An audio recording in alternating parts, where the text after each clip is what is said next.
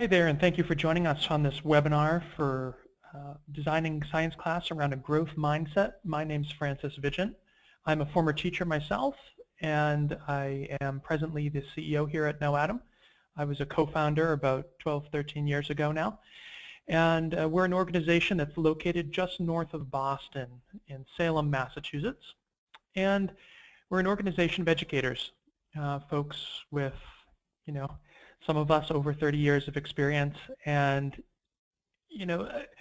our focus here about science class today, and at KnowAtom, one of the things we think a lot about is why science class exists. And the reason that we believe science class is so important, and really it's STEM, science, technology, engineering, and math, which work together among other disciplines like art, English language, and history. The reason that STEM is so important is that it's really the perfect opportunity to teach children critical thinking skills, the skills to create, evaluate, and analyze.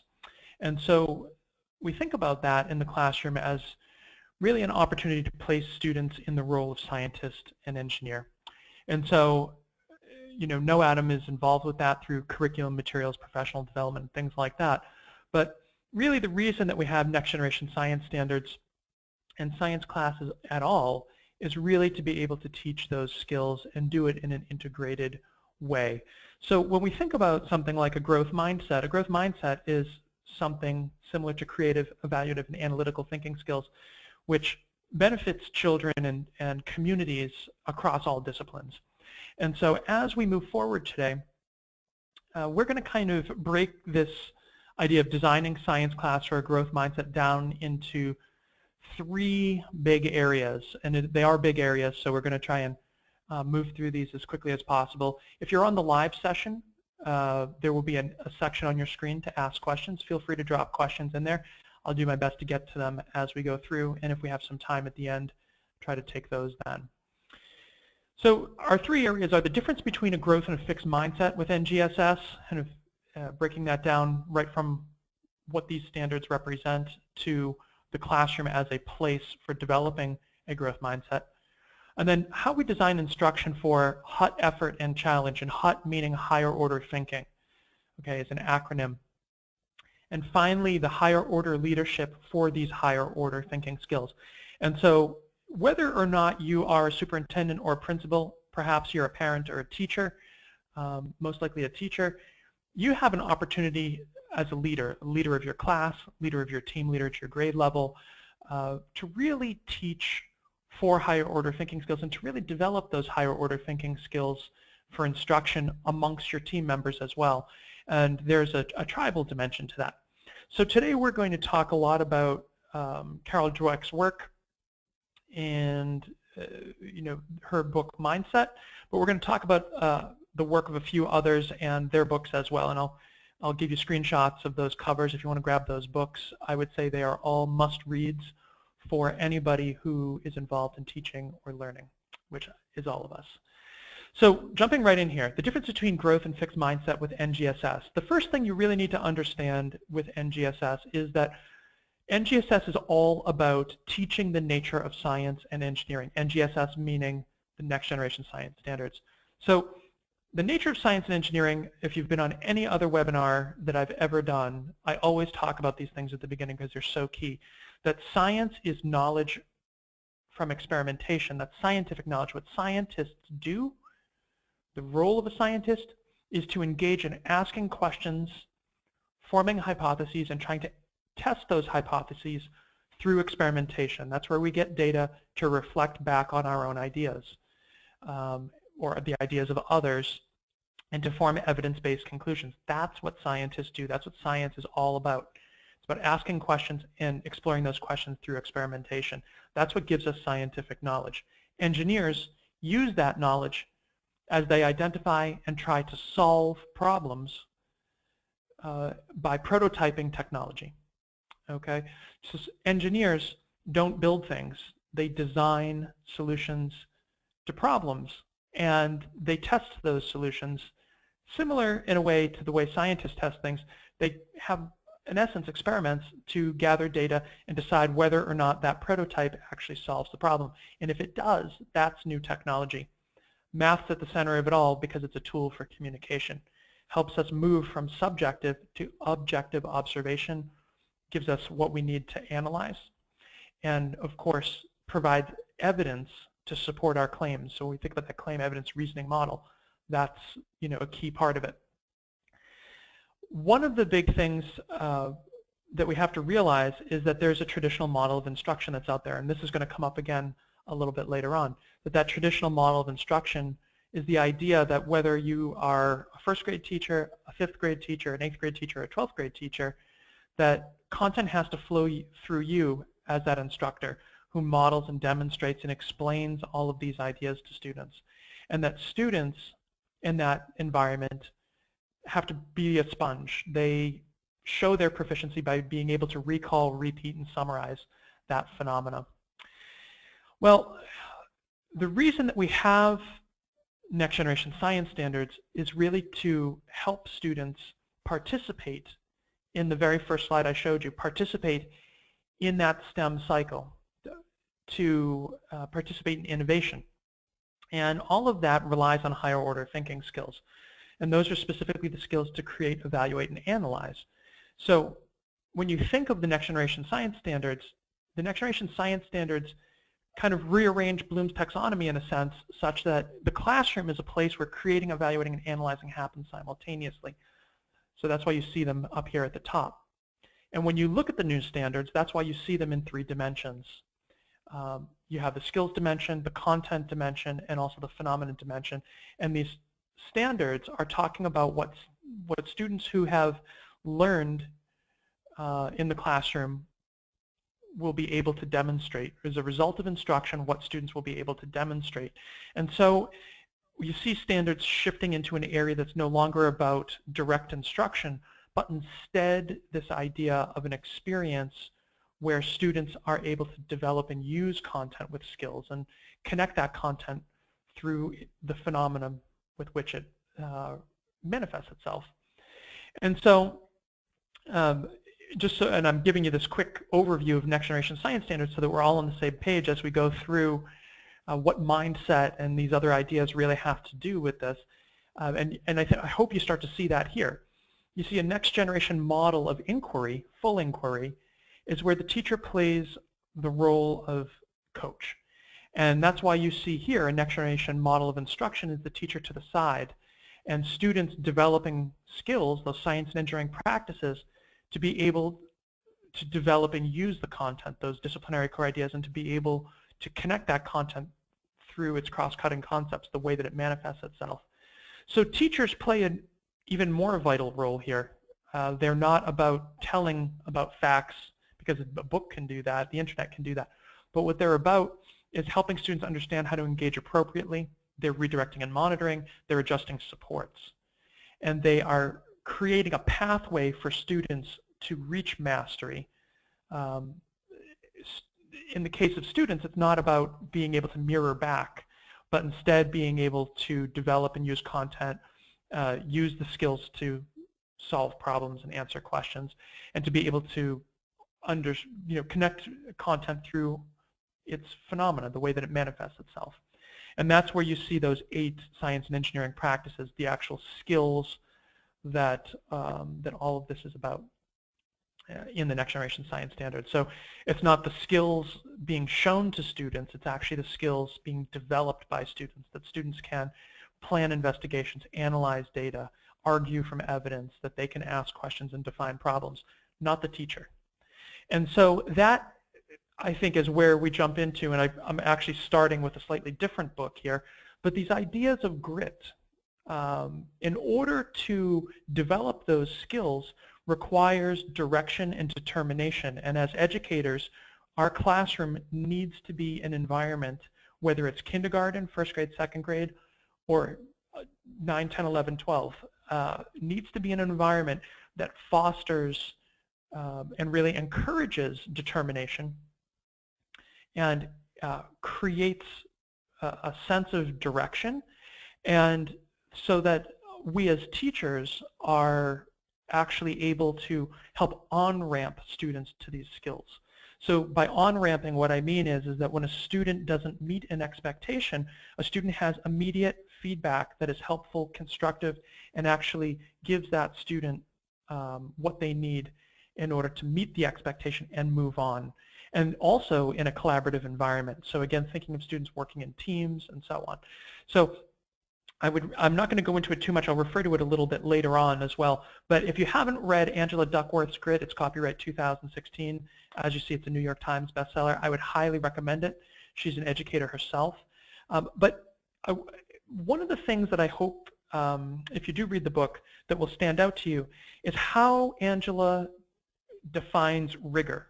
Many of us talk about rigor in our classrooms, and Angela defines rigor as where challenge exceeds skill.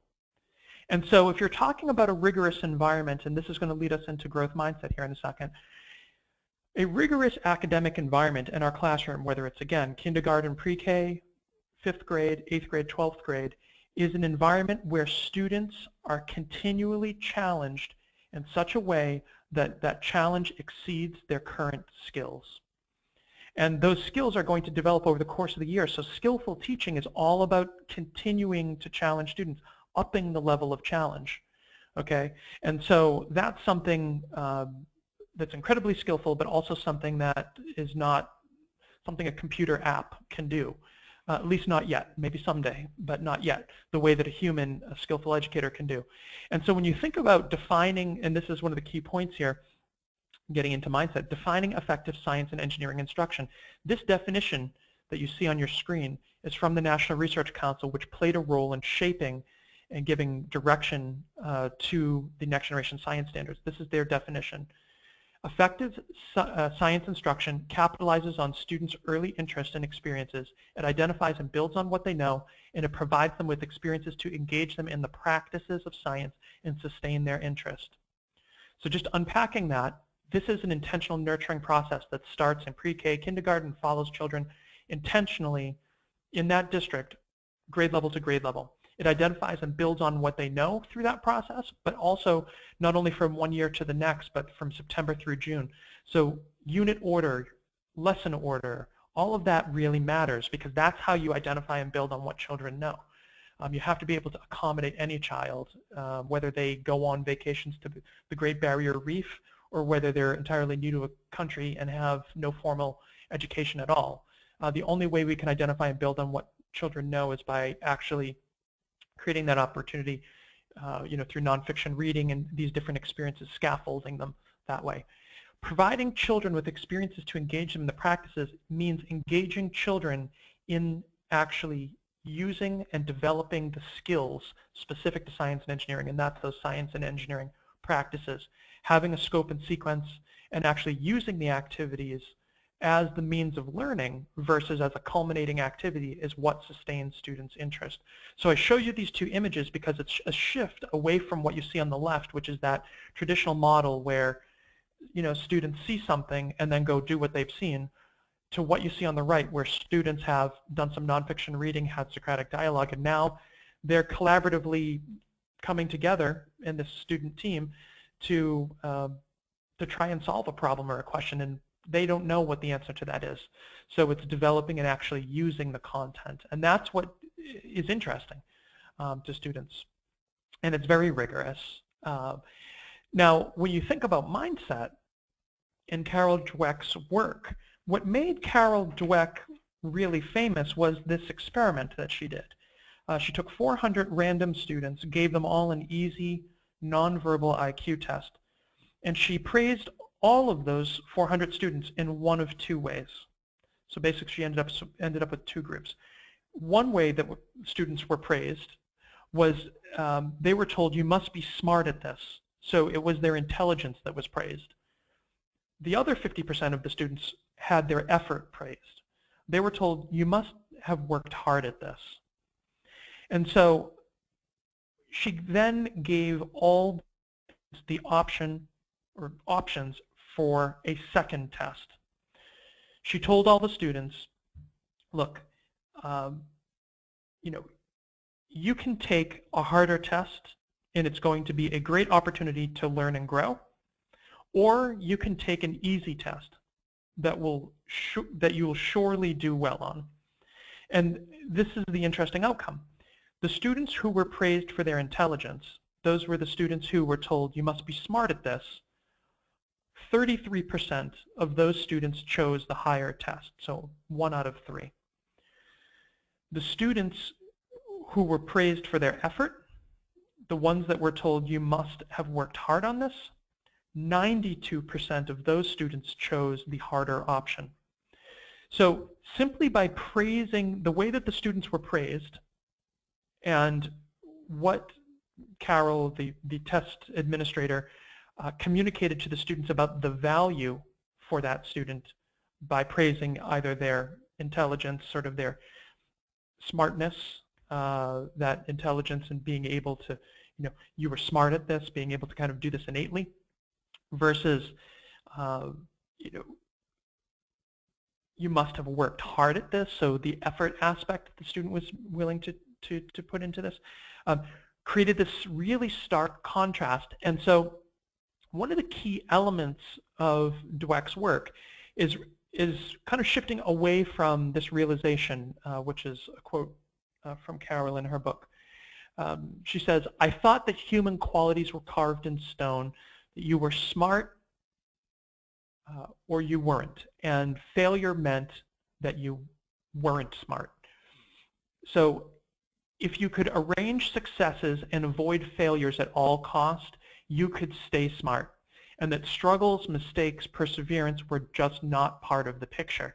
And so when you look at her research, you can see how it shows that this assumption that our IQ, that our human qualities are carved in stone and fixed, is simply not true, not the entire picture. It's not true in and of itself that that who we are is entirely fixed. And other researchers have, more modern psychologists and psychological research on IQ and environment and different sort of factors of performance, more and more show that it's not one or the other, but it's actually some combination of nature and nurture that determine performance. And so just in the nurture of praise, you can see that there's a definite impact on students' willingness to engage harder tasks. And so this is where Carol Dweck talks about the power of yet. It's this idea that it's not a question of if I'll achieve, but it's just a matter of time because I have not yet achieved. And that's this growth mindset, which is in contrast to the fixed mindset of, well, I'm just not smart enough. I'm just not good at that. So, I ought not to engage in it. And so when you match this idea to what this definition of effective science instruction is, that it engages students in the practice of science and engineering, and to what I was mentioning earlier around Angela Duckworth's definition of rigor, that rigor is all about challenge which exceeds skill, then what we're talking about here is an effective science classroom where students are engaged in developing skills because they don't have those skills yet, in an environment that actually pushes them to develop those skills. And in order to do that, we're going to be well served, our students are going to be well served, and we are going to be well served by really focusing on the power of yet and really thinking differently about students and helping to kind of champion this vision where it's not about students' abilities being sort of carved in stone, fixed based on socioeconomics, based on intellect, based on the class that they were in last year or the kind of student that they were last year, but instead about a student's willingness to work hard and really praising the effort that's put in. And where this comes into play, in a sense, too, kind of if you think about nursery rhymes, Carol Dweck gives this example of the tortoise and hare. And she talks about this idea that, everybody has heard the story of the tortoise and the hare. The idea that there was this race and that the hare, this fast hare, zips off and the tortoise sort of plods along, and along the way the hare falls asleep and kind of gets lazy. And the tortoise, continuing on, passes the hare and crosses the finish line first, and the tortoise finishes across the line first, and the hare, wakes up realizing it's too late and just doesn't get there.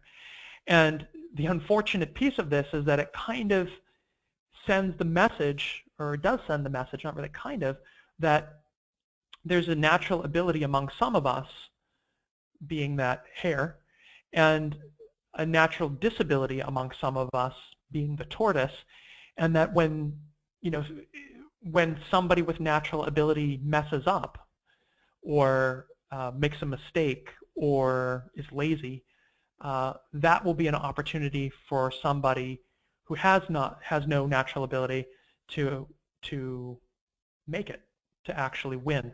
And so it really reinforces this idea of a fixed outcome. And you will see this in different ways.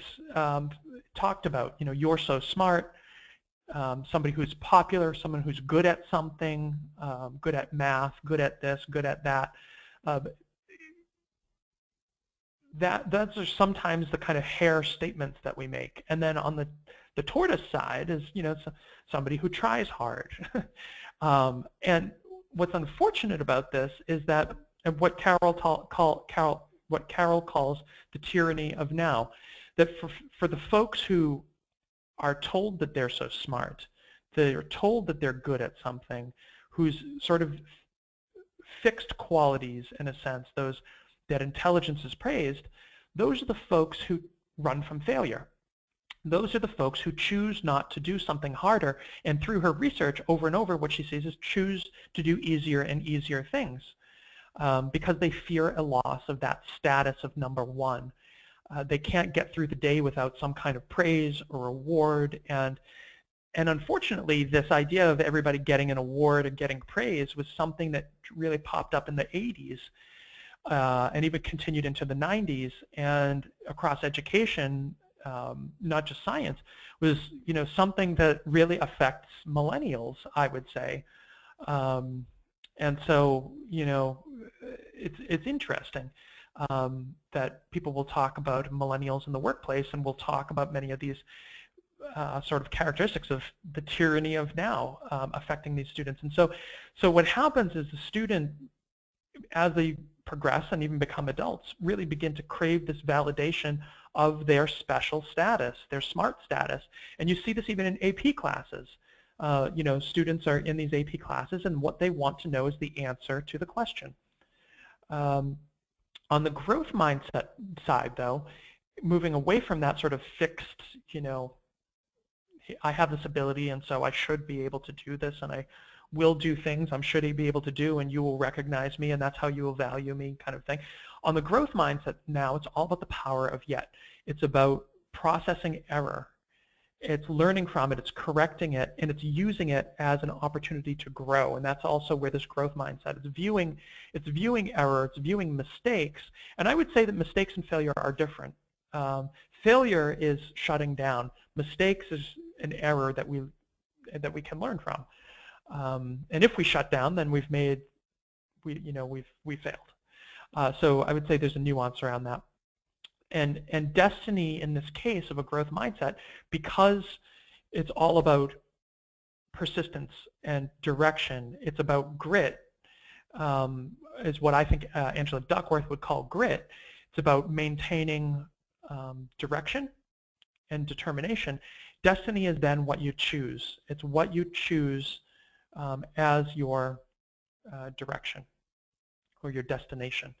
And so we have to think about this in our teaching teams as well, in our science teams, because we have this thing that happens where you'll see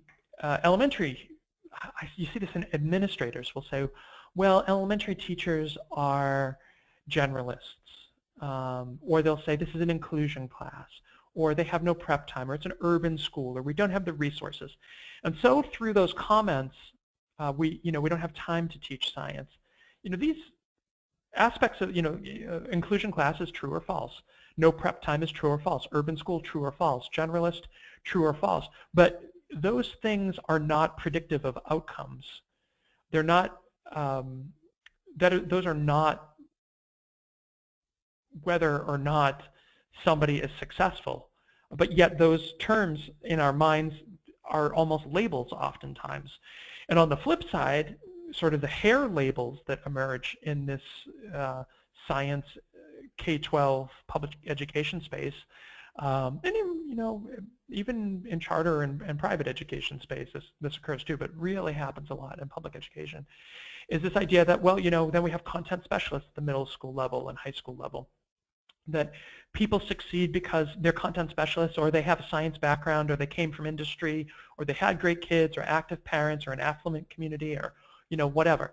And so those are the people who should succeed. And so what happens is you have a self-fulfilling prophecy that begins, because it's through that language that a culture of failure really emerges. People begin to view themselves just like those children as adults and as educators begin to view themselves just the way the children in Carol Dweck's experiment viewed themselves. They begin to view themselves as fixed and as only capable of a particular outcome based on these labels. And so it's very hard to get momentum, it's very hard to create change, and it's very hard to have success the way that the next generation science standards require, because we begin getting stuck in what we think children are capable of and what we think we need to do to, quote, cover the standards, or what we think we need to do in order to teach the test, because it's what the test is what matters. And so we get stuck in this kind of traditional environment. And what really matters is that next generation environment. See, this traditional model, we have to ask ourselves, is this a place where children are learning to cope with mistakes? Are they learning to take risks? Are they learning to develop skills and use those skills to answer questions and solve problems appropriately? Is that how we're defining proficiency? Or are we defining proficiency in a traditional sense where students have to only mirror back what they have heard or seen in science class, the facts of science and engineering, in order to show that they're proficient? And so I'd ask you, in this traditional model, is there really any more than one kind of mistake that a child can make? And it's kind of a rhetorical question, because it really isn't. There's only one kind of mistake, and that is some flavor of not remembering, not behaving, not following along, and essentially not doing what a child was told. That's what traditional instruction is all about. So students don't learn how to cope with mistakes. They don't really learn a growth mindset in this model. And so, and thinking about coping with mistakes and how to use mistakes positively and take risks is a kind of growth mechanism for these students. When you think about that next generation science class, you have to think about that power of yet and challenging skills. How your skills are challenged as a student is how you learn. So thinking back to Carol Dweck's comment here, it's, the skills that we have today are not it. They're not the skills that we'll have tomorrow. We can actually build on those skills. We can refine them. We can add to them. And it's not a function of our IQ. It's actually a function of our effort. And I really like what Angela Dweck says, and through her research at West Point, that actually talent is quite common. It's what you do with your talent that predicts your success. And so any one student may have a particular socioeconomic status, they may have a particular vacation budget, they may have a particular IQ to start with, but what happens with all of that is a result of the effort and the persistence and the direction that that child takes and the kind of habits that they form. And so that's where we can sort of intercede and intervene for these children in the classroom and actually create an inquiry environment like the one you see these pictures on the screen. One where students are actually engaged in using their knowledge, developing those skills, and developing their knowledge to try and solve problems and answer questions, whether they're second graders or first graders like these children on the right, or sorry, on the left, or fifth, sixth graders like you see on the right, or even high schoolers. And it really relies on that next generation model of inquiry. It relies on a skillful educator who's going to create a full inquiry environment, and not necessarily on day one, but over that first 10 weeks of school, really focus on releasing responsibility to those students, and then allowing, by taking those training wheels off by Thanksgiving, really making sure that those students are using the practices and focusing on those higher order thinking skills and helping the child refine those. And do so in small teams, so that, again, we're focusing on the 4 C's or the 5 C's, the communication, collaboration, so on, that those are creativity, that those are all things that come back, to the standards. Because again, we're not just solving any problems or answering any questions. We're not just focusing on any skills or any content. We're focusing on the 3 dimensions of these next generation science standards. And so what this inquiry environment is all about is bringing those standards to life in a context where children can actually begin to develop an ability to demonstrate the expectations. And that's why we have evidence statements as part of these new standards. And when you think about the issue that's at hand here in terms of the transition, if you are an educational leader, it's this issue of functional fixedness. Because what you see in these pictures, this picture, is not something that a teacher is going to think is necessarily a bad thing. Certainly not somebody who's come from this traditional model of instruction, who is probably using it now or used it last year, certainly was taught to teach science this way. They're going to look at a picture like this and think, oh, that's the culminating activity. This is the students actually carrying out what they were shown. And in fact, no, students in these pictures were not shown what they're doing. They are actually taking their skills and their knowledge and deciding how to do what they need to do in order to reach the answer to a question or a solution to a problem. So the functional fixedness of this environment, the teacher who views themselves as needing to interact with materials. I mean, I see this in professional development. People want to see the materials so they can, hands-on materials, so they can learn how it goes together, so they can be able to show the students. That's not what a next generation inquiry environment is all about. Next generation inquiry environment is about challenging a student's thinking, which is why we talk about creating, evaluating, and analyzing happening simultaneously. Those higher order thinking skills require all the lower order thinking, right? Remembering, understanding, applying. But when you challenge students to create, evaluate, and analyze, the students are doing it themselves with their ideas authentically for the first time. And so that is really the value for learning. That's how skills are developed, and that's how the level of rigor and challenge can be adjusted in real time from one week to the next. So what happens is that the switch from traditional to next generation inquiry environment, people become stuck in this kind of functional fixedness. There's this famous, goes back to the 40s, this famous experiment, Carl Dweck's experiment called the candle experiment, where he took a box of tacks and matches and a candle and said, how will you stick this candle to the wall using these materials? And people look at it and they say, well, you can light the match and melt the side of the candle and stick it to the wall. Or they say you can kind of melt the candle a bit so it's thin and take a tack and stick it to the wall. And they come up with all these kind of elaborate things. And then they reframe the actual problem and say, well, what can you do with a box, tacks, matches, and a candle to attach a candle to the wall? And with that kind of changing of the organization of the expectations and the materials there, sort of in a slight nuance, the way that you see it pictured.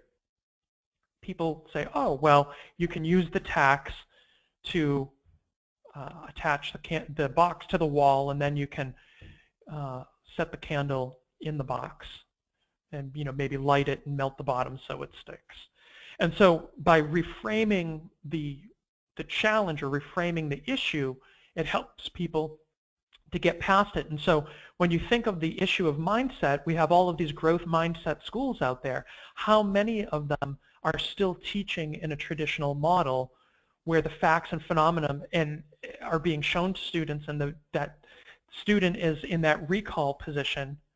And I would say also one of the issues that comes up here is that people in this environment follow a model, and I'll try to say this carefully for you, follow the model of I do, we do, you do.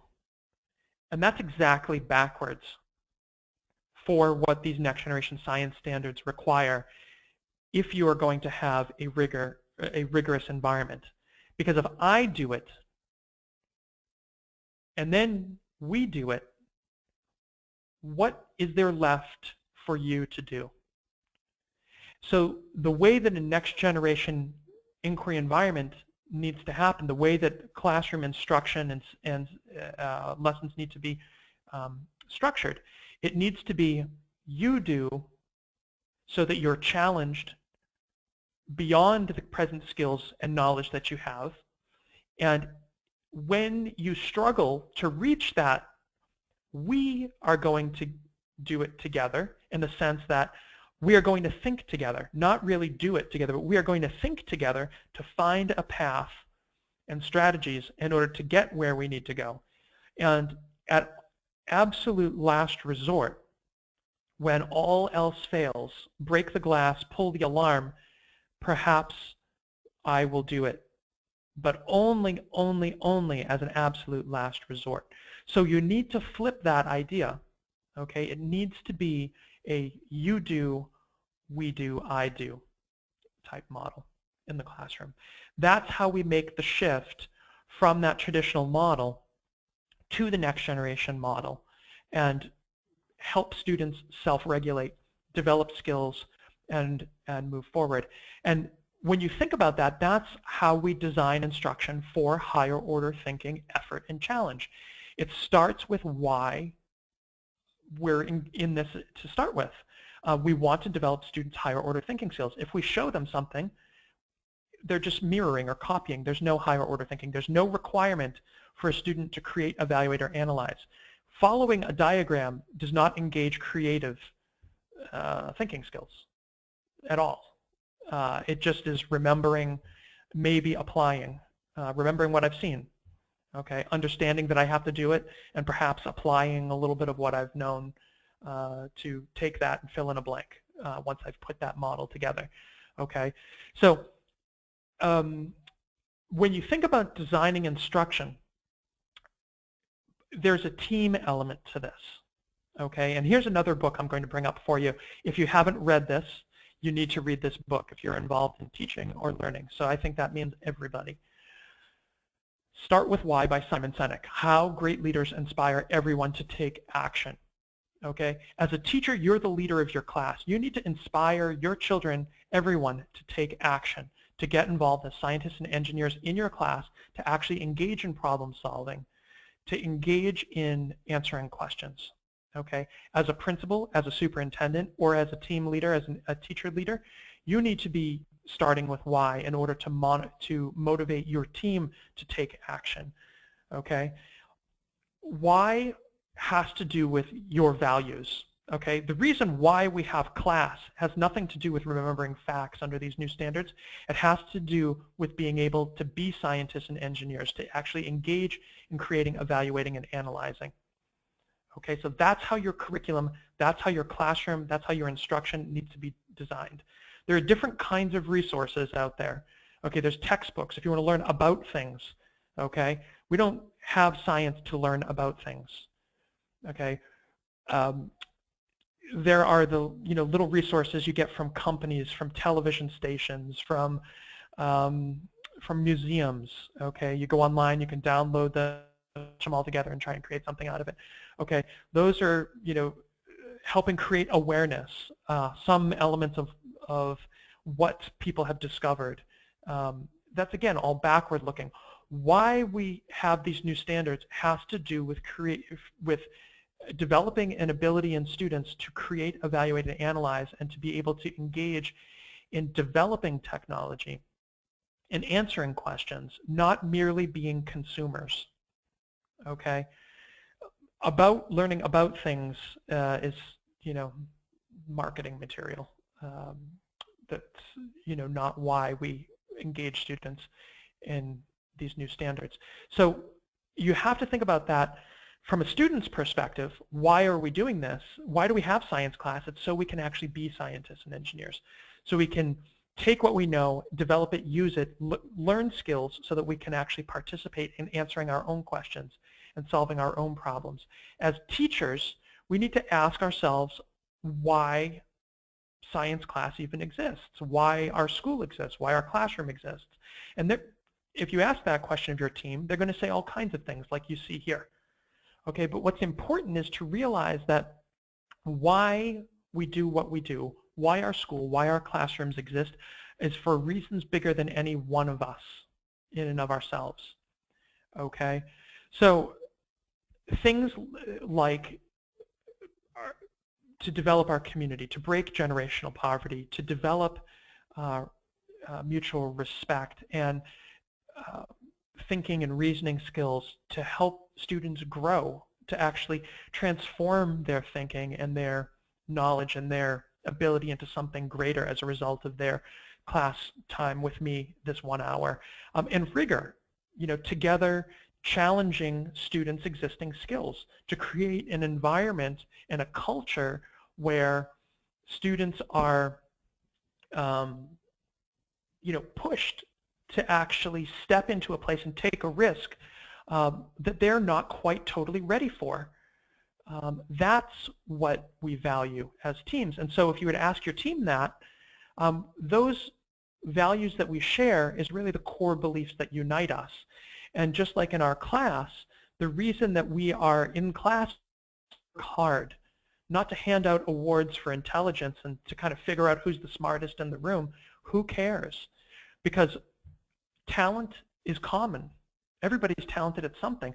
What we do with that talent, or the effort that we put in, is what's going to determine our success.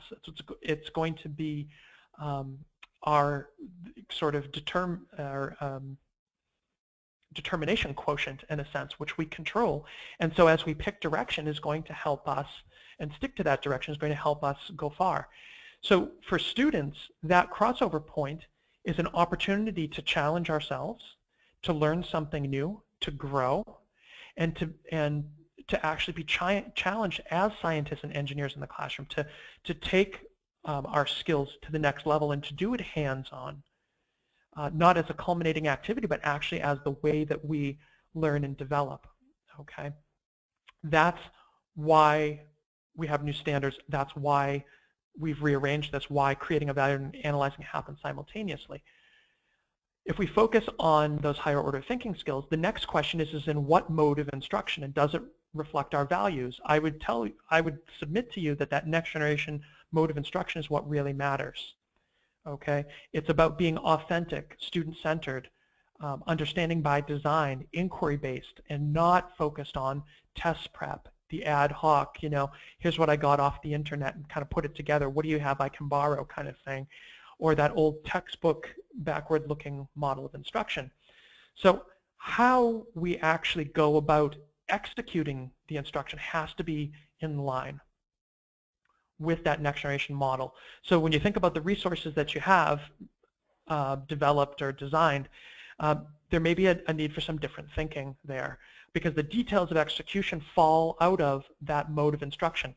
They have to reflect the details of execution is the actual, what is in a lesson plan? What are we actually doing in class? What is that class time like? What kind of an experience is it? What are the expectations of the students? All of that has to reflect that next generation mode of instruction, and it also should reflect our values, and this is where you get a conflict. If you value test prep doesn't look like a next generation model of inquiry instruction. Now, a next generation model of inquiry instruction is everyday test preparation, because it's skills development, it is learning in context, it is learning in an environment where the expectations of us are not the result of direct instruction, but in fact extending our knowledge and our skills and taking some direct instruction to the next level. And so that's where you can get a how and why they're at odds with each other, and that's where the difficulty of curriculum development and the shift from traditional model of instruction, traditional standards, to next generation standards becomes a big issue. Challenges individuals' mindsets because, of course, if the details of execution are beyond what somebody expects their children are able to do, well, now the question becomes, why do you expect that that's all they're able to do? And at what point are they going to be able to do that? Because your view of that student is really fixed at that point.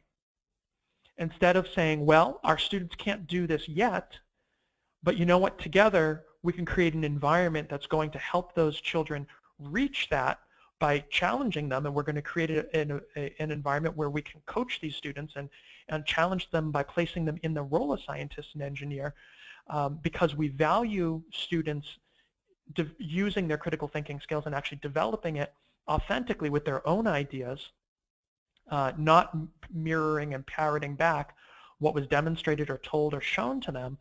That's where you get alignment, where you get teams really moving ahead. And we even see that ourselves. I mean, this is what our curriculum requires, and some teams do better with this than others based on that mindset, their expectations of their students, their expectations of themselves, and their ideas like the candle problem of what curriculum and instruction are. So just to kind of give some color to that, I'm going to click over some slides real quick. And these are some examples I'm using from our curriculum. I'm not doing it to pitch any product or anything like that, but just to give you a visual because it's what I have access to. Taking a little bit of time each week, like 10% of your time on learning, having to do with establishing background knowledge through nonfiction reading. Taking 10 or 20% of your time and activating learning through Socratic dialogue, asking those higher order questions that cause students to have to create, evaluate, and analyze in their response by thinking about that context, thinking about what they've read, and making those concept to concept, concept to world, and concept to self connections, and doing so by creating triads, pulling in different students, okay, getting them to challenge and counterclaim each other's ideas, provide evidence for them, defend them. And so that's where that iron sharpens iron really begins. And so taking those skills and actually challenging those students to plan their investigations, not doing an activity before a concept emerges or by doing an activity before there's any kind of a plan for it. That's play, that's crafting. That is, by and large, not useful for learning. It might be useful for getting students to behave by getting them engaged in playing and seeing something and giving you perhaps something to talk about, but you can do that differently. The purpose of experimenting and prototyping in a classroom is to actually take something that you've thought about and planned and carry it out. Okay, so that's why planning is so important. That's where we create something new, right, to solve a problem or answer a question. We come up with an idea of how we're going to test it, and we evaluate and analyze the results of those tests to form judgments, claims, and to support it with evidence. That requires remembering, understanding, and applying, but those lower order thinking skills of apply, understand, remember aren't sufficient in and of themselves.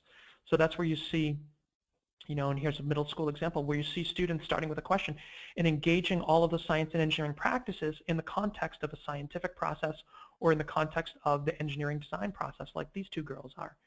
Okay, they've gone through reading, Socratic dialogue, and as partners, they have to agree they are trying to solve a problem in a way that nobody has shown them, using their knowledge and their skills. They're making a plan, and then they're going to carry that plan out. So they're creating that plan, they're going to evaluate the plan together, carry it out, and analyze their data and form a conclusion about the prototype that they've created. And that's where you see students engaging in things like this. These two students have designed some kind of a crane. They've engineered it. They're testing it, gathering data, some solar cars. Students, even in refugee camps like these students, learning in our program in Arabic, They are engaged in exactly that, taking what they know, their skills, and pushing it further in that next generation inquiry environment. And so you can see it requires students, in order to plan, carry out plans, form conclusions based on their hypotheses or their prototypes that engage claim, evidence, reasoning model of nonfiction technical writing. Students have to have a sense of direction.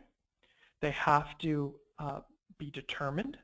And the nice thing about this is that they will have direction and determination with their own ideas and with an appropriate challenge, and even a challenge that exceeds their skill. And the thing is that you can create accountability through checkpoints to help encourage and nurture that along and maintain accountability and help students on-ramp and get to an area of success if you structure your materials in your classroom that way. If you don't, if you insist on having a traditional model of instruction with workbooks that have question prompts and play like an engineer and create things according to diagrams or copy a procedure off the board and do it, follow like me, I'll show you and then you do, we'll do it together and then you do it on your own, that removes all of that opportunity for learning, okay?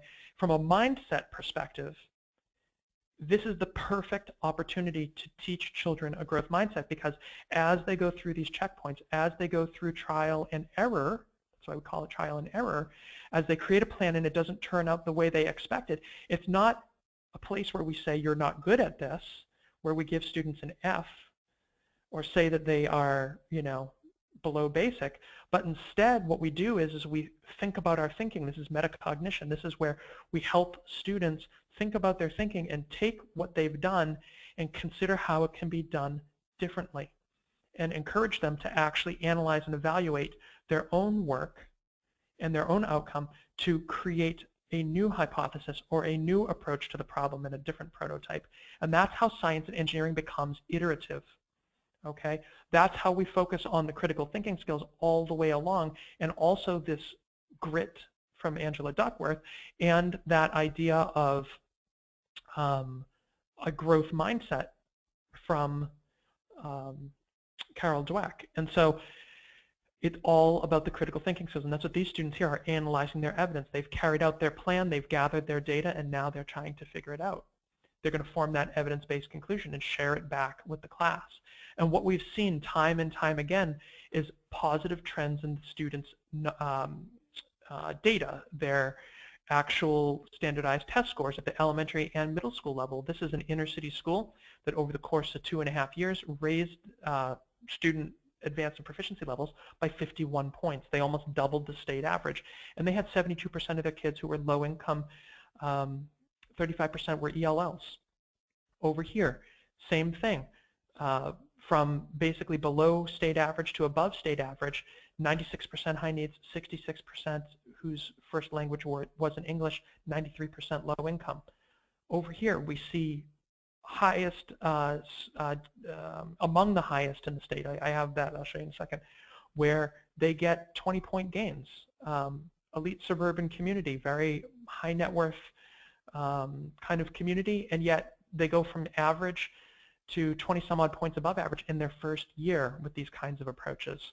And part of the reason that you see these giant gains has less to do with the children and more to do with the ability of a team to be a higher order team. Do they have higher order leadership? Are they open to a growth mindset themselves? Do they see teaching and learning as something that's dynamic or something that's fixed?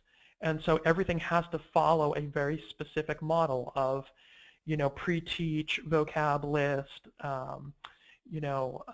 drill that, and then have a culminating activity with a quiz and a vocab quiz and a unit test. If that's your idea, you better shift that quick, because that's actually going to debilitate your data. It's also going to debilitate your students, because that's not going to set your students up to be able to demonstrate the expectations of the new standards, which are performance expectations on the new performance-based NGSS assessments that are out there. And even if you're from an adaptive state like Massachusetts or or West Virginia or otherwise.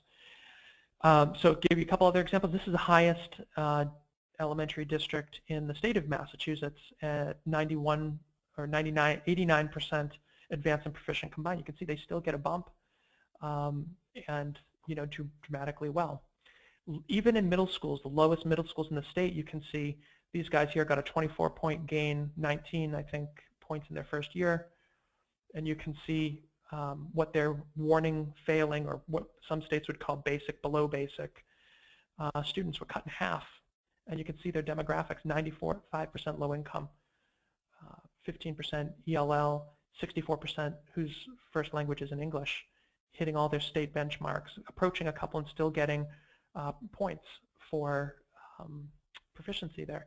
And the reason that I'm mentioning all of this is because I want you, as you think about this webinar and what we're discussing, I want you to think about the difference here, that curriculum is not this amorphic thing. Curriculum is the 3-page thing that somebody gives you for a month and that you just kind of do what you think around these vocabulary words and whatever. But in fact, there is a basis to that curriculum, which is, yes, lessons, material, content, and experience, but that's built on units, how it articulates horizontally and vertically, and how that builds based on our understanding of the 3 dimensions, and how the actual teams are organized themselves, what we value as teams. And there needs to be a kind of content feedback loop, a continuous feedback loop. And that's also how we're able to kind of teach across the standards as well in these classrooms. So I want you to think about that, because I think a lot of people are out there kind of buying NGSS aligned curriculum, or quote aligning their things to NGSS, or the state of Massachusetts told people, oh, don't buy anything, just align what you have and create it yourself. And there's a lot to that. This is what goes into that, and it takes time and thought and a lot of deliberate effort. And so you need to understand that when you look at things like curriculum, you need to think about equip rubrics for science. You need to think about peak alignment and teaching across the standards. So the last thing I'll leave you with is how you actually can get this done. And we're going to go over a little bit. I know we have some questions. I'm going to get to those. I will wrap this up in 15 minutes or less. So I'm going to blast through these slides. You need to read a book called Tribal Leadership, because what it comes down to is our teams first and foremost. And tribal leadership is all about how we choose to organize ourselves in community. And our schools are communities in and of themselves. People choose to stay in a school as an educator based on whether or not they like it there, based on whether or not they connect with the people there. And that's all based on the kind of culture that's set by the principal and what that principal uses in terms of their own gut criteria for hiring and firing, and the kind of tone that they set.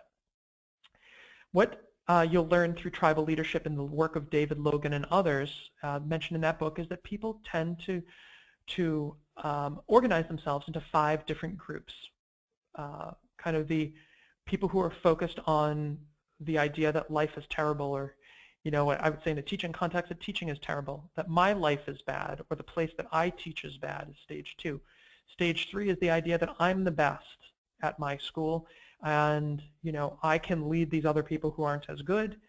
And then there's this stage 4 group that's somewhat self-aware, the people who have a set of values and say, we're better than they are, that we work together, we have values, and so we're going to be better than them, we operate according to our values. And the 5th stage group are the folks who have a kind of view that life is great and that these big issues and challenges can be tackled.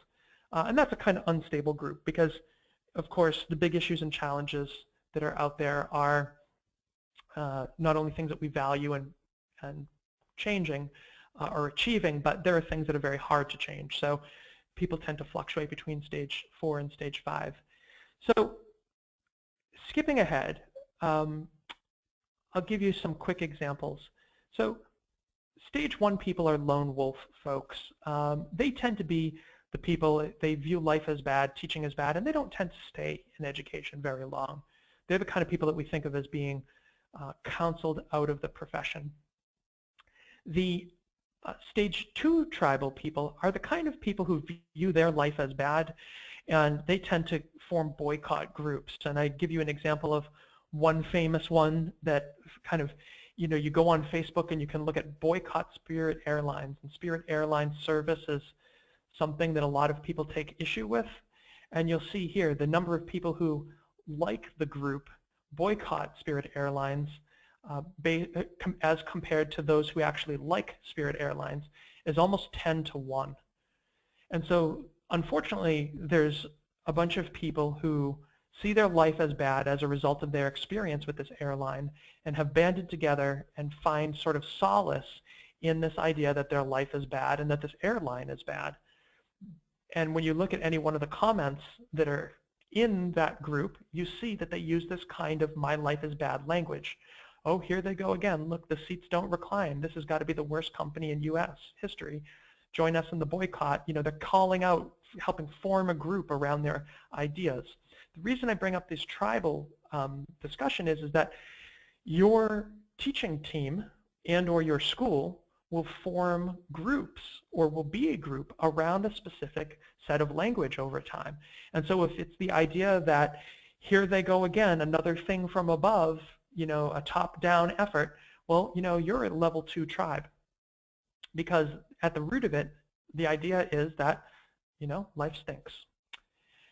A level 3 tribe is the kind of folks who see themselves better than the others and will kind of be a self-appointed leader in that group. And so what you'll see is people going from boycotting something like Spirit Airlines to seeing themselves as smarter than the rest and going to the #1 value airline, JetBlue, for service and see themselves as smarter.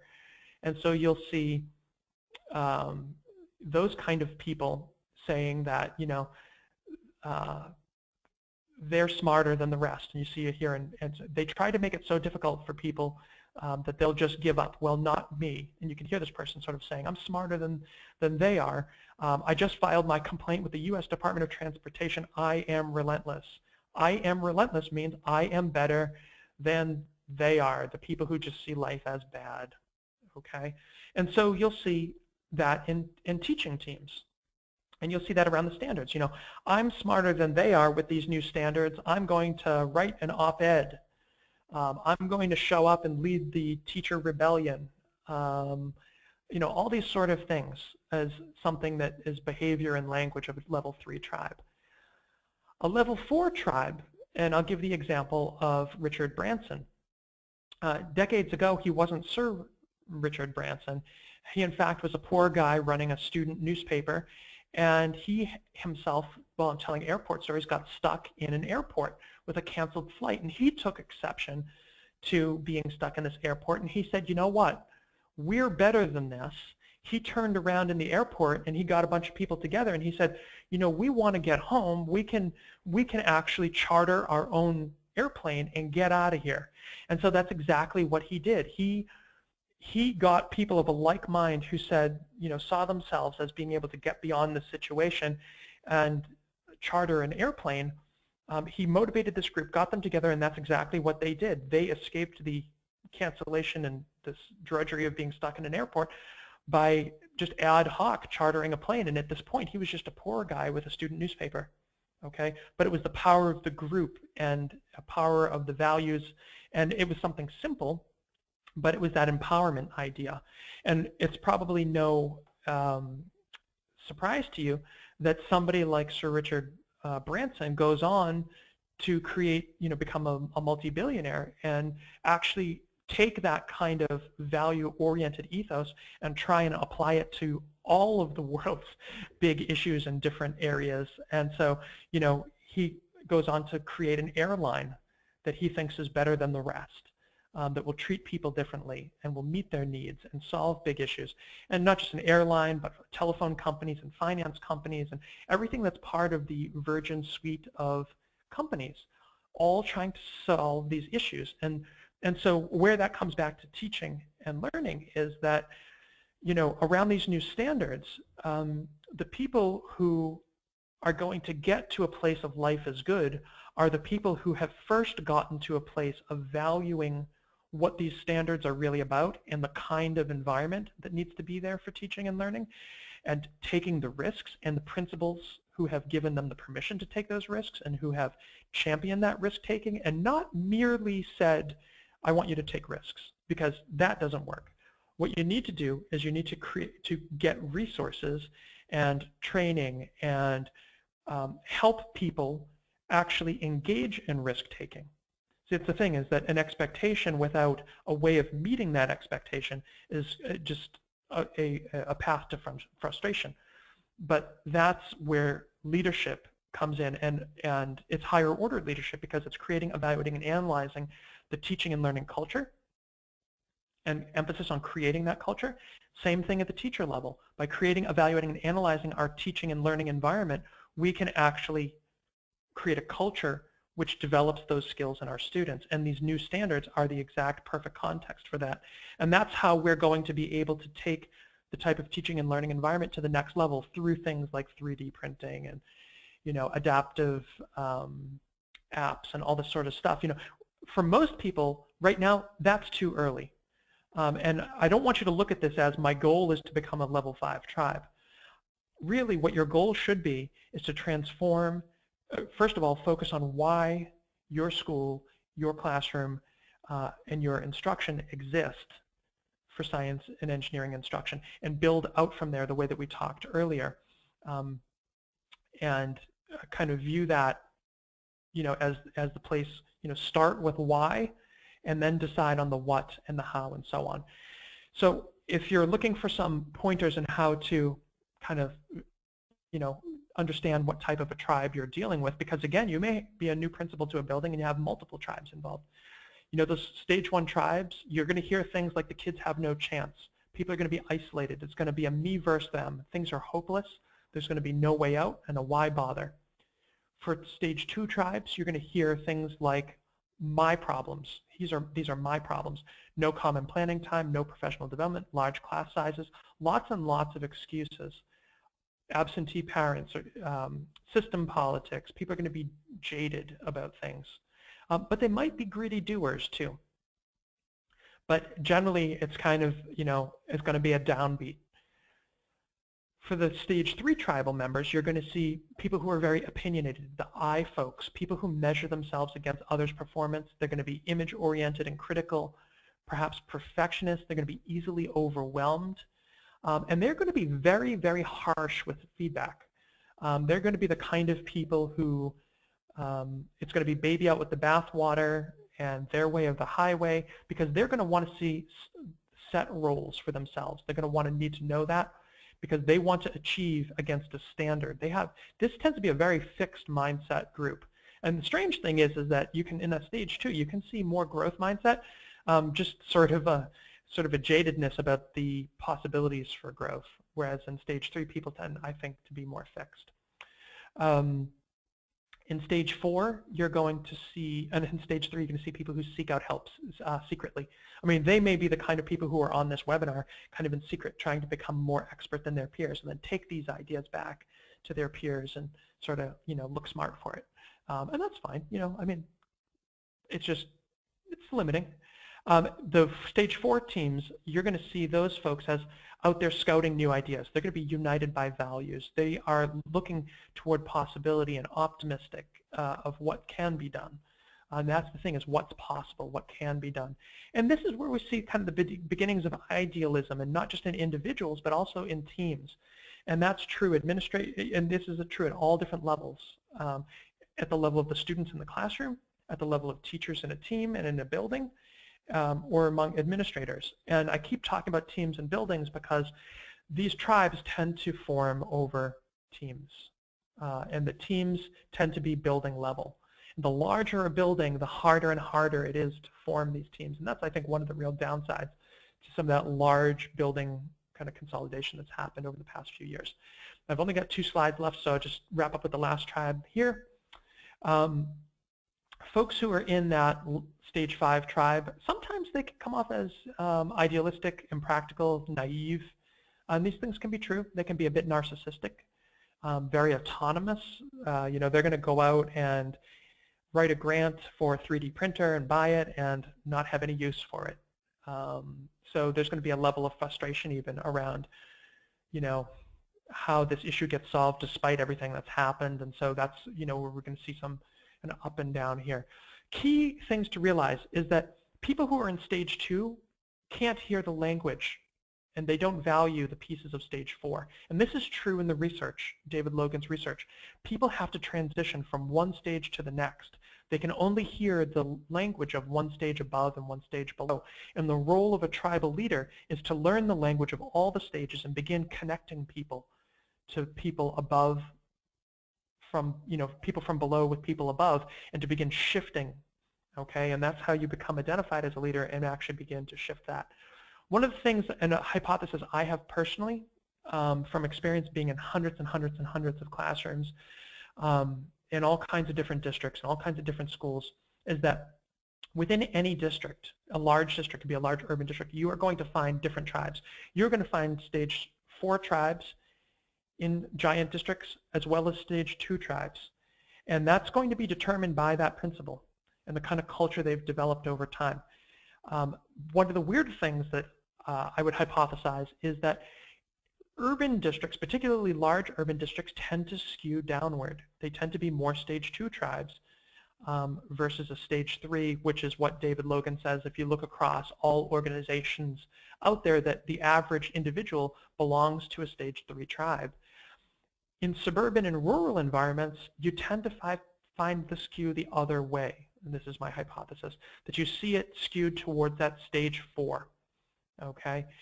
And for some reason, that's how this is. And I think that that comes from perhaps a sense of risk-taking. When you are in a suburban or rural environment, you have more permission for risk-taking, because in a rural environment, oftentimes, who else is going to be the teacher but me?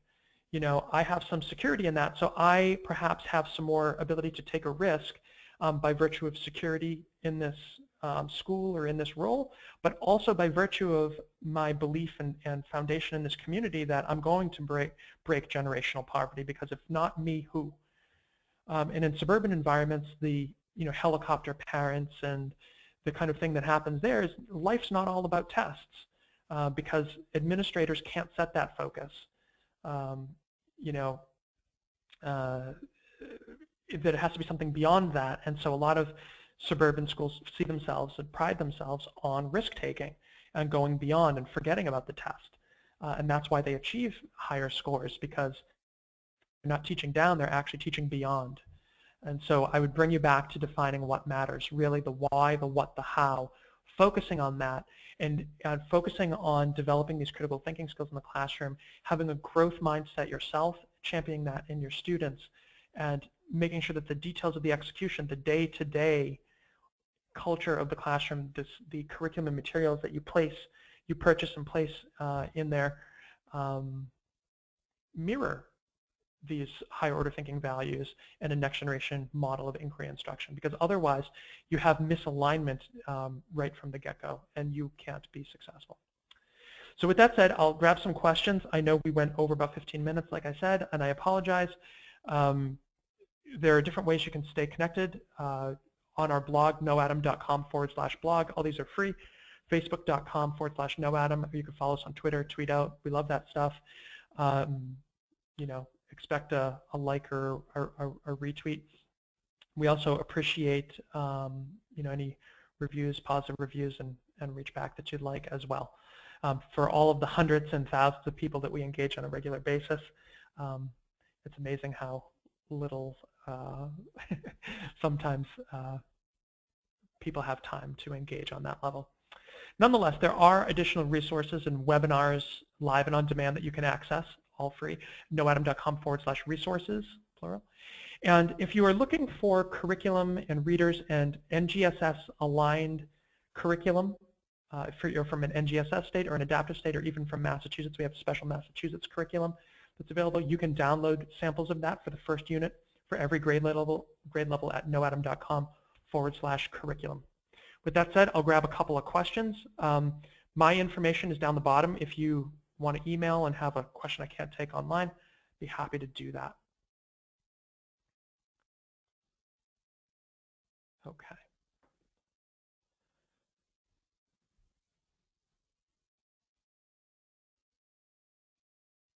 Okay. So I think I'll break these down into 2 or 3 questions in general because many of them are around the same areas. In terms of access to the PowerPoint and the presentation and so on, all the different versions of that question. To answer that, I would say you are going to get a copy of the video of this, so there will be a recording of it. And what you can do there is play it back anytime you wish, share it with friends, and so on and so forth. That will be sent to you within if you're on the live session, within the next 24 hours, perhaps 48 hours. And you'll be able to fast forward and do whatever you like there. So keep an eye on that. If you still have the link for people to sign up for the webinar and you want to share that back in about 24 or 48 hours, people can sign up, but instead of getting, obviously, an opportunity to enroll in the live session, they will be able to view that video on demand themselves. So if you want to share that link, go for it. In terms of a copy of the presentation itself, that's sort of the second flavor of this question. If you'd like a copy of slides or anything like that, feel free to reach back. You'll have to contact me here, or you can reach back to Mary Ellen, who would have invited you to this webinar. She's a STEM specialist here at KnowAtom, and she can connect you with a copy of the slides. Some folks have to leave early and so on, so feel free to jump out. Like I said, you're going to get the video and so on. Thank you for saying thank you. A couple other questions around problems like the candle problem.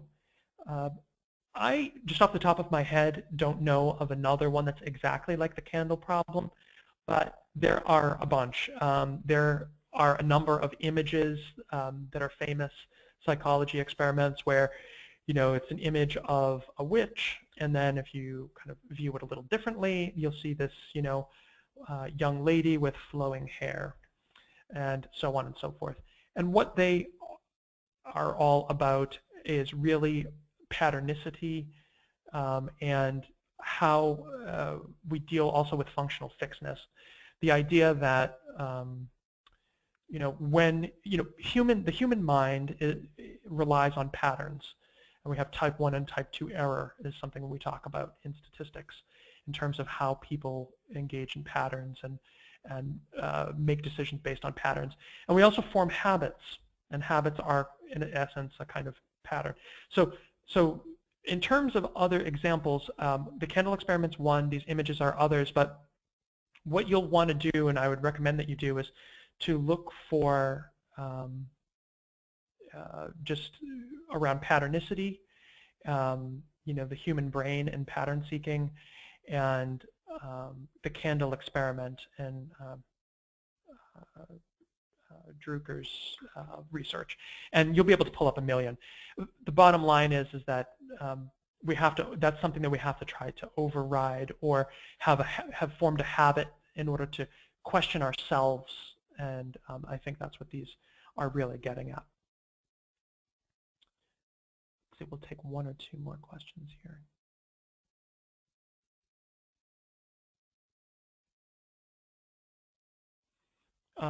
Somebody is asking, how do you start the whole planning process with first graders? So I'm not certain if you use KnowAtom or if you are you know, just kind of doing it on your own with some resource that you have. So I'll answer it if you're using KnowAtom and if you're not.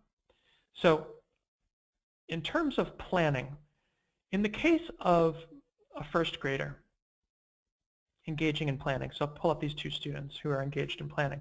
These are not first graders.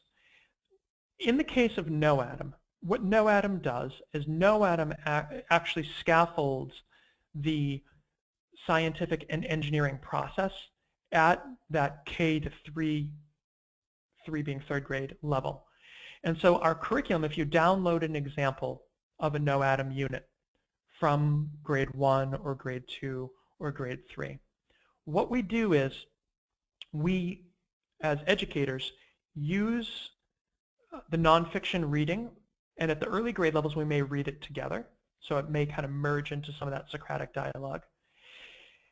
We use the Socratic dialogue to question students and create those connections, but by asking questions in Socratic dialogue, what we can do is we can foreshadow and lead students to the question, which at a grade 1-2 level may already be out there for the students, or that a student will have to kind of tweak and make their own. So in a KnowAtom context, the curriculum is actually designed to accommodate getting that question,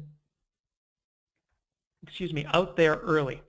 And so that's how you do it. You don't want to turn to students and say, our question today is, but what you want to do is say, hey, given what we've discussed, what's a question that we might ask as scientists? Or what's a problem that we might see as engineers? And you can even start to bring out hands-on materials. In the case of KnowAtom, we're providing hands-on materials. So you might bring some of those hands-on materials and say, you know, we've got these materials, what's a kind of question, and so on. And then what you're doing there is you're bridging the gap between Socratic dialogue and the actual question or problem that students can break into their teams and begin using that scaffolded, structured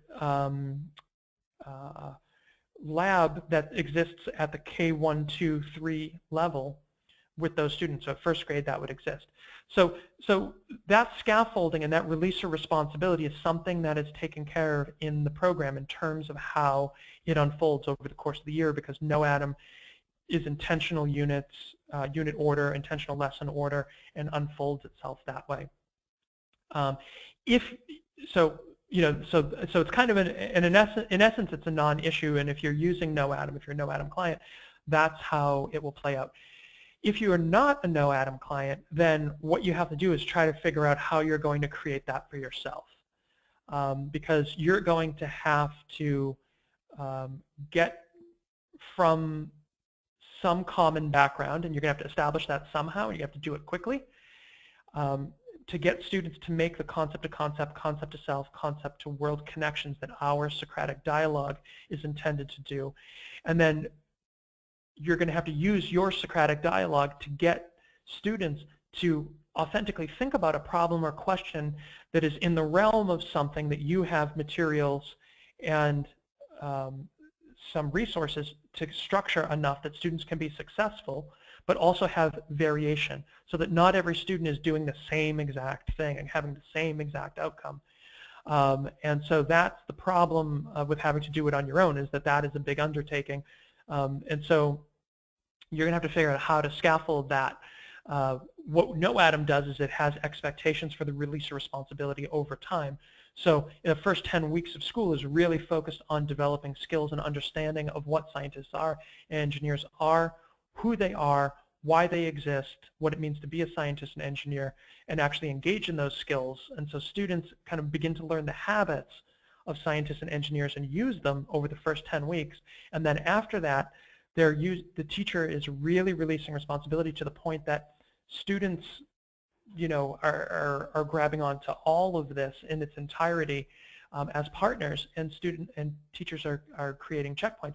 Even at a grade 1 level, that's happening. And so at a kindergarten 1-2 level, even into grade 3, what you're going to see is in that first 10 weeks, students really learning what it means to be a scientist and engineer and really work hard and collaborate as partners. And when they come to check in, you're going to see that as meeting expectations and being able to explain thinking. And in our case, that part of that scaffolding oftentimes is fill in the blank. Side of that scaffolding is to choose one of 3. And then over time, what we're doing in our organization, the program, is going from multiple choice to fill in the blank to multiple choice, and from multiple choice to constructed response, and from one constructed response to multiple constructed responses, until basically that student owns that entire process on their own. And so that, if you don't have KnowAtom, is something that you have to do on your own, and it's difficult. It's difficult, and one of the things that we do with teachers in kindergarten, first grade, second grade, third grade, is we'll take them through what fourth graders are engaged in. the kind of lesson release of responsibility and we do level of groupthink that grade 4 teachers need to, because in grade 4 in KnowAtom, students plan in a blank composition notebook the way you see these two girls engaged as engineers. That's what they're doing. They're planning their prototype as engineers. That's what they're doing here. Nobody's going to have the prototype that they have. It's their idea. They've learned how to do that, and that's what they're engaged in. As they go through the steps of that engineering design process, they are going to come to checkpoints, and they're going to be held accountable to the expectations by the teacher.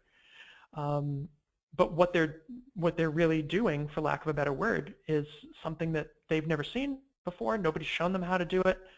No one's shown them how to build a crane just like this to solve the problem. They're doing it from scratch.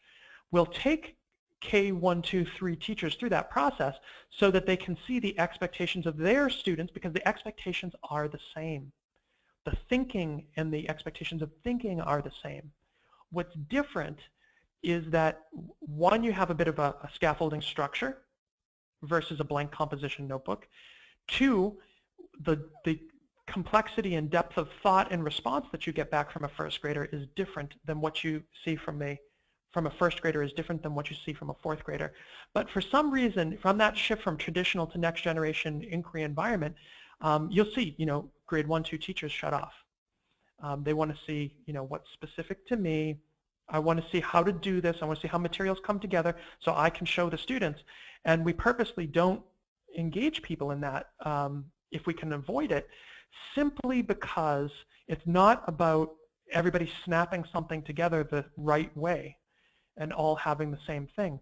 What it's about is, it's about the kind of environment that we create in the classroom, the way that we question students, the expectations we set for students, the kind of positive, authoritative, warm and demanding environment that is the classroom, where the kind of challenge that you're creating on your own if you're a first grade teacher without KnowAtom, or if you're a first grade teacher with KnowAtom, is one where the students are going to have their skills developed but also challenged all the way through the year. And so it's this culture, or this environment of rigor, and how you have to switch that even week to week, because as the students get closer to fourth grade level expectations, you're going to keep pushing those expectations there. And so I don't mean to give a really long answer to your question, but it is really, it's a really important question, and insightful, but it's also far-reaching, because it's not just about doing something. We don't do science and we don't do engineering. We are scientists, we are engineers, and we're participating in problem solving and answering questions, plain and simple. So with that said, if folks are looking for any PD certificates, if folks are looking for ideas, if people are looking for curriculum, there's kind of all kinds of flavors of these questions. What I would recommend is reaching back, and like I said, you can reach back to Mary Ellen DeLacy, it's M. DeLacy, M-D-E-L-A-C-Y @KnowAtom.com. You can also reach back to myself, Francis Vidgen, fvidgen @KnowAtom.com. I know a few people mentioned they had audio issues. If you had audio issues, you will be able to get the recording and go back and forth. Chances are it was a bandwidth issue in your terminal or your school. So nonetheless, unfortunately, it is now half past. We will conclude here. But for any of the questions I wasn't able to get to, please feel free to reach back. Take care. Have a wonderful day. Thanks for joining us.